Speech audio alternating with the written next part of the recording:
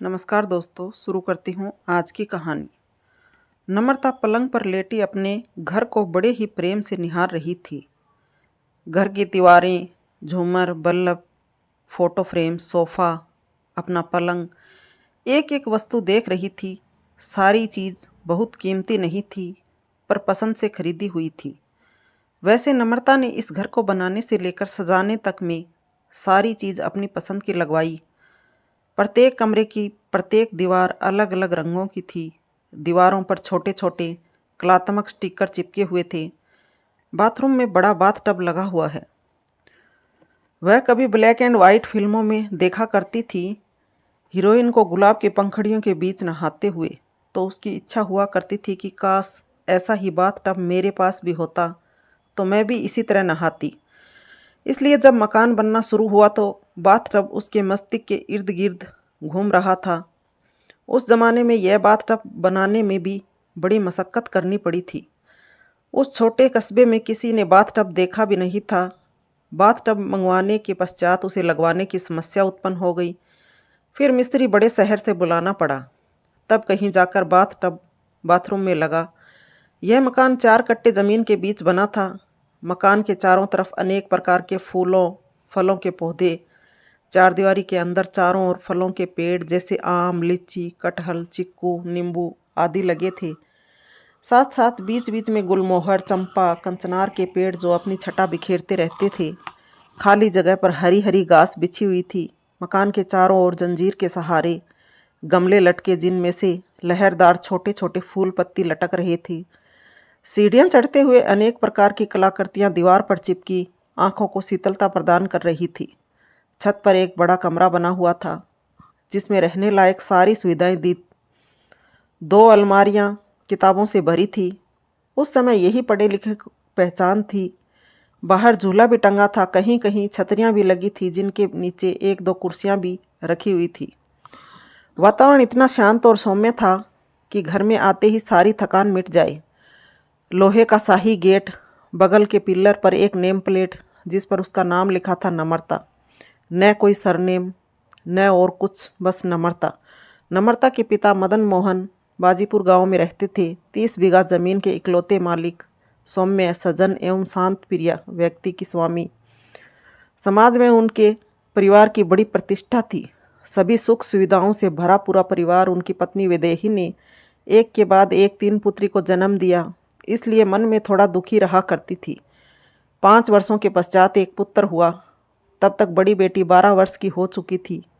3 बहनें एक से एक बढ़कर सुंदर और अनुशासित थी। उससे पहले ज़माने में इस उम्र में विवाह हो जाता था, जबकि यह कहानी है तब भी विवाह 20 साल के होने तक हो ही जाते थे। कस्बे में लड़कियों का स्कूल कब का शुरू हो चुका था। तीनों बहनों में सबसे बड़ी समता 6ठी कक्षा में, दूसरी बहन ममता 3री कक्षा में और सबसे छोटी बहन नम्रता भी 3री कक्षा में ही पढ़ रही थी। नम्रता को भी पढ़ाई में तेज देखकर उसका भी इनरोलमेंट ममता के साथ कर दिया गया था। छोटी नम्रता बहुत चंचल और पापा की दुलारी थी। जो बात अपने पापा से कोई नहीं कर सकता था, नम्रता झट से कर लेती थी। समता के 15 वर्ष होते ही विवाह की चर्चा शुरू हो गई। पहले लड़के की उम्र नहीं देखी जाती थी। अच्छा खानदान और पैसे वाला मिल गया, विवाह कर दिया जाता था। ज़्यादा पढ़ा लिखा होना जरूरी नहीं था। समता की शादी 2 गुनी उम्र के लड़के से कर दी गई। परिवार धन धान्य से परिपूर्ण था, किसी चीज़ की कमी नहीं थी, किंतु घर में पौराणिक और धार्मिक दबाव के कारण स्त्री का कोई महत्व नहीं था। उस परिवार की छोटी बहू होने के नाते बेवजह अनेक जिम्मेदारियां लाद दी गई। पुरुषों के पास अत्यधिक पैसा रहने के कारण तथा अपना कोई काम धंधा नहीं रहने के कारण बुरी आदतें लगा ली थी। समता सहमी सहमी रहती थी। मायके में भी न के बराबर आना जाना था। विवाह बाद का हाल देखकर मदन मोहन इस विवाह से खुश नहीं थे, इसलिए दोनों छोटी बेटियों पर विशेष ध्यान देने लगे।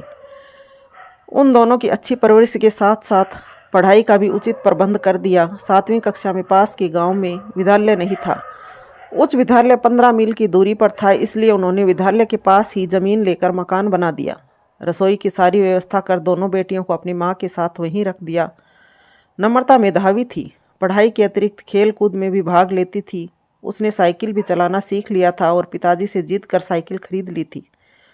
उस समय साइकिल से विद्यालय आना जाना करती, बाजार से भी ज़रूरत का सामान खरीद लाती। ममता मैट्रिक पास कर गई तो उसका भी विवाह कर दिया गया।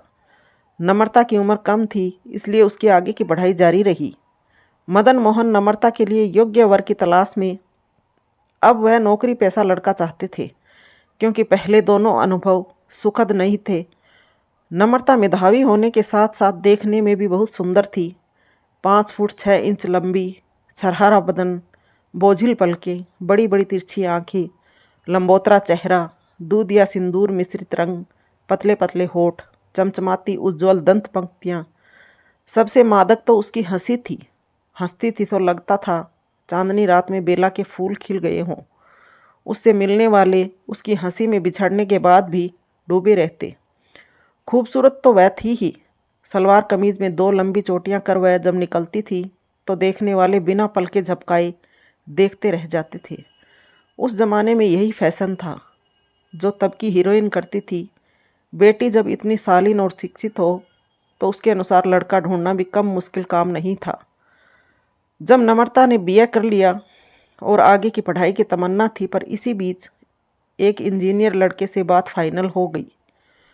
लड़का हर्ष सरकारी नौकरी के साथ साथ समृद्ध परिवार से भी था। बेलापुर में उसकी पहले जमींदारी थी।